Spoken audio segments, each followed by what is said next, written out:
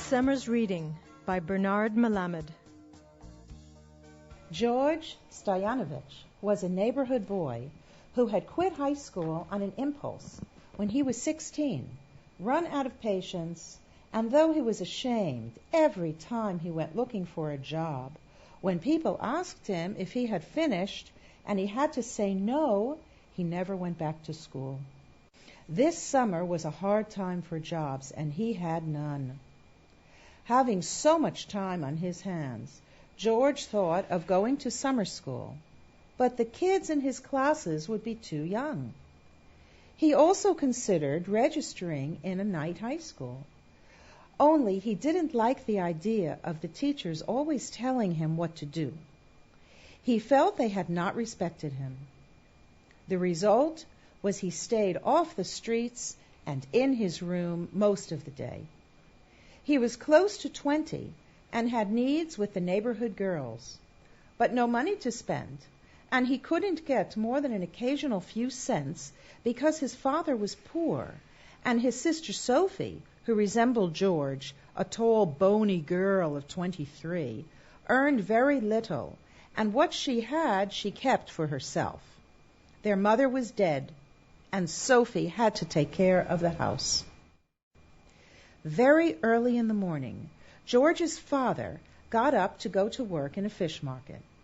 Sophie left at about 8 for her long ride in the subway to a cafeteria in the Bronx. George had his coffee by himself, then hung around the house. When a house, a 5-room railroad flat above a butcher's store, got on his nerves, he cleaned it up, mopped the floors with a wet mop, and put things away. But most of the time he sat in his room. In the afternoons he listened to the ball game. Otherwise he had a couple of old copies of the World Almanac he had bought long ago, and he liked to read in them and also the magazines and newspapers that Sophie brought home, that had been left on the tables in the cafeteria. They were mostly picture magazines about movie stars and sports figures, also usually the News and Mirror. Sophie herself read whatever fell into her hands, although she sometimes read good books. She once asked George what he did in his room all day, and he said he read a lot too. Of what besides what I bring home? Do you ever read any worthwhile books? Some, George answered, although he really didn't. He had tried to read a book or two that Sophie had in the house, but found he was in no mood for them. Lately he couldn't stand made-up stories. They got on his nerves. He wished he had some hobby to work at. As a kid, he was good in carpentry. But where could he work at it? Sometimes during the day he went for walks, but mostly he did his walking after the hot sun had gone down and it was cooler in the streets. In the evening after supper, George left the house and wandered in the neighborhood. During the sultry days, some of the storekeepers and their wives sat in chairs on the thick, broken sidewalks in front of their shops, fanning themselves, and George walked past them and the guys hanging out on the candy store corner. A couple of them he had known his whole life, but nobody recognized each other.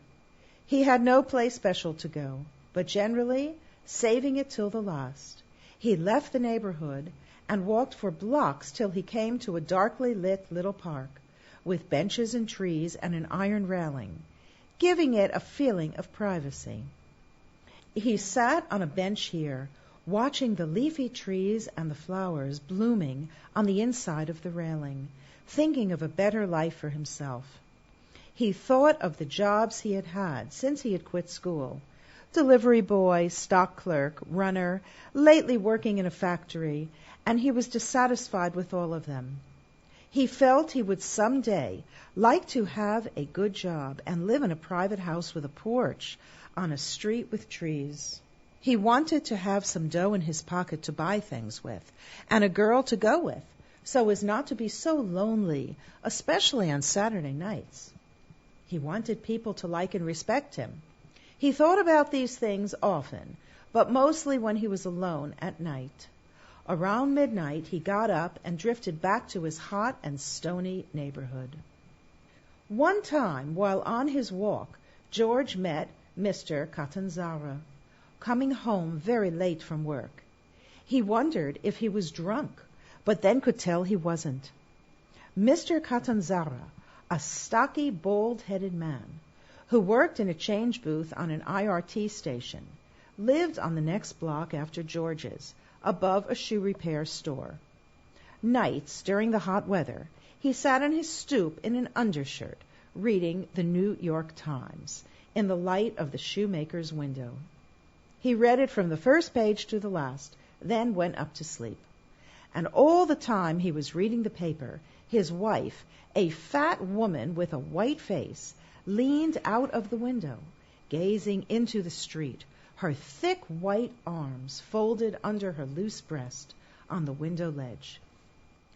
Once in a while, Mr. Catanzara came home drunk, but it was a quiet drunk. He never made any trouble, only walked stiffly up the street and slowly climbed the stairs into the hall. Though drunk, he looked the same as always, except for his tight walk, the quietness, and that his eyes were wet. George liked Mr. Catanzara because he remembered him giving him nickels to buy lemon ice when he was a squirt.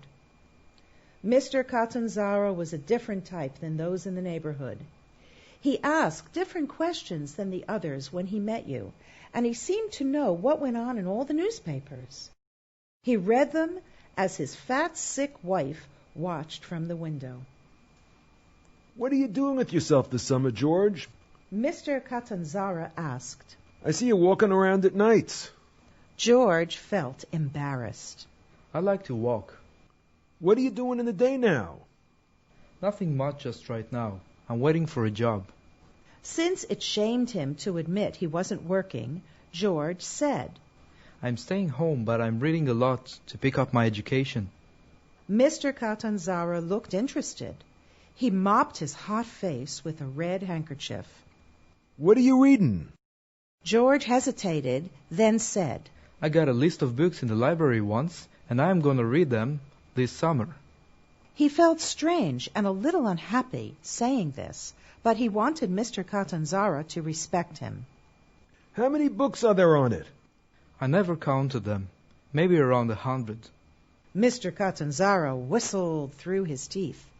I figure if I did that, George went on earnestly. it would help me in my education. I don't mean the kind they give you in high school. I want to know different things than they learn there, if you know what I mean. The change maker nodded. "Still in all, 100 books is a pretty big load for one summer. It might take longer. After you're finished with some, maybe you and I can shoot the breeze about them," said Mr. Catanzara. When I'm finished. George answered. Mr. Catanzara went home, and George continued on his walk. After that, though he had the urge to, George did nothing different from usual. He still took his walks at night, ended up in the little park. But one evening the shoemaker on the next block stopped George to say that he was a good boy, and George figured that Mr. Catanzara had told him all about the books he was reading. From the shoemaker it must have gone down the street, because George saw a couple of people smiling kindly at him, though nobody spoke to him personally. He felt a little better around the neighborhood and liked it more, though not so much he would want to live in it forever. He had never exactly disliked the people in it, yet he had never liked them very much either. It was the fault of the neighborhood. To his surprise, George found out that his father and Sophie knew about his reading too. His father was too shy to say anything about it. He was never much of a talker in his whole life, but Sophie was softer to George, and she showed him in other ways she was proud of him. As the summer went on, George felt in a good mood about things. He cleaned the house every day as a favor to Sophie, and he enjoyed the ball games more. Sophie gave him $1 a week allowance, and though it still wasn't enough, he had to use it carefully. It was a hell of a lot better than just having 2 bits now and then. What he bought with the money, cigarettes mostly, an occasional beer or movie ticket, he got a big kick out of it. Life wasn't so bad if you knew how to appreciate it. Occasionally he bought a paperback book from the newsstand, but he never got around to reading it, though he was glad to have a couple of books in his room. But he read thoroughly Sophie's magazines and newspapers.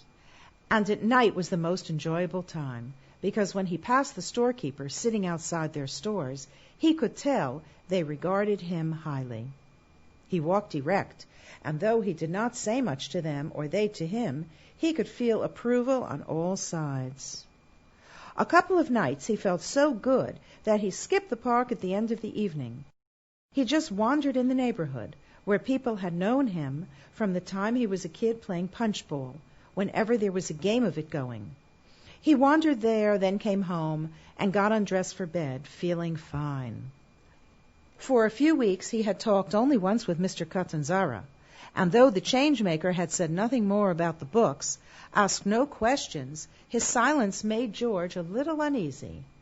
For a while, George didn't pass in front of Mr. Catanzara's house anymore, until one night, forgetting himself, he approached it from a different direction than he usually did when he did.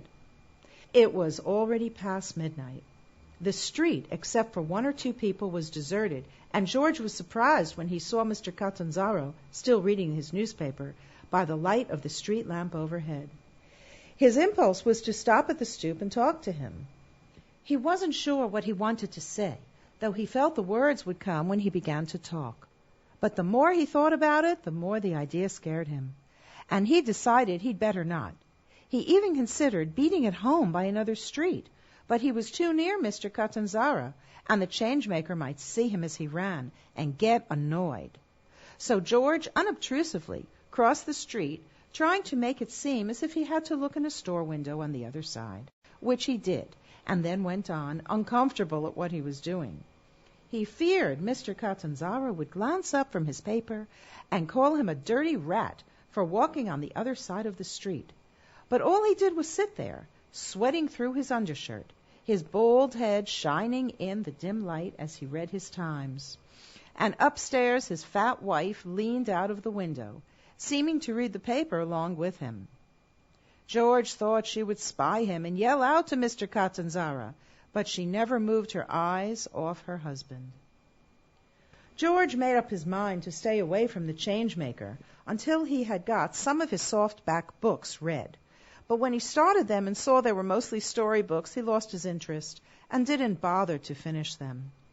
He lost his interest in reading other things, too. Sophie's magazines and newspapers went unread. She saw them piling up on a chair in his room and asked why he was no longer looking at them. And George told her it was because of all the other reading he had to do. Sophie said she had guessed that it was. So for most of the day, George had the radio on, turning to music when he was sick of the human voice. He kept the house fairly neat, and Sophie said nothing on the days when he neglected it. She was still kind and gave him his extra buck, though things weren't so good for him as they had been before. But they were good enough considering. Also, his night walks invariably picked him up no matter how bad the day was. Then one night George saw Mr. Catanzaro coming down the street toward him. George was about to turn and run, but he recognized from Mr. Catanzara's walk that he was drunk, and if so, probably he would not even bother to notice him. So George kept on walking straight ahead until he came abreast of Mr. Catanzara, and though he felt wound up enough to pop into the sky, he was not surprised when Mr. Catanzara passed him without a word, walking slowly, his face and body stiff.